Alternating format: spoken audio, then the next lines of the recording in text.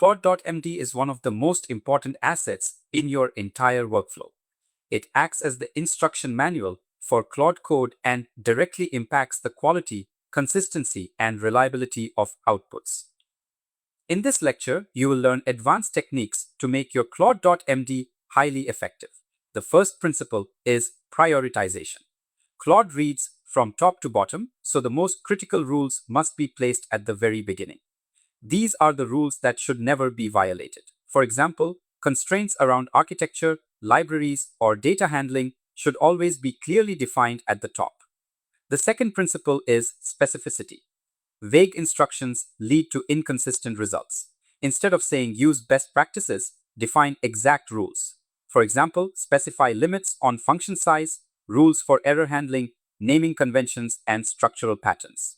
Clear, measurable instructions produce predictable outputs. The third principle is pattern-based guidance.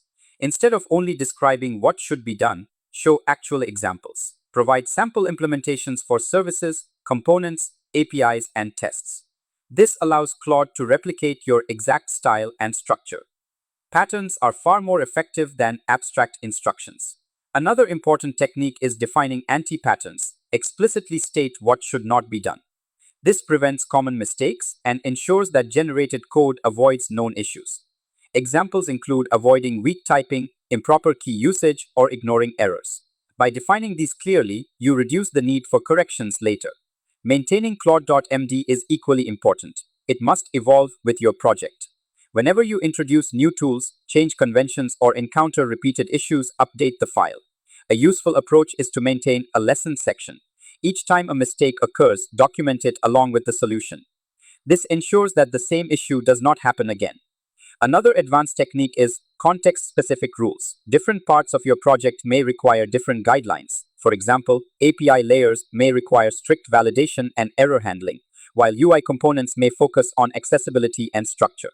Defining rules based on context ensures that the system behaves appropriately in different areas. A well-structured Claude.md typically includes key sections. It starts with critical rules, then defines architecture and technology stack. It outlines the file structure.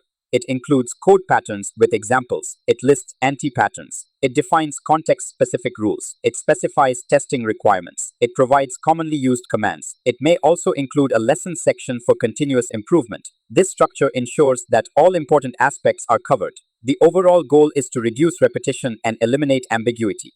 Instead of repeating instructions in every interaction, you define them once in Claude.md. This creates consistency across all outputs. A strong Claude.md acts like a senior engineer guiding every task. It enforces standards, prevents mistakes, and ensures that results align with your expectations.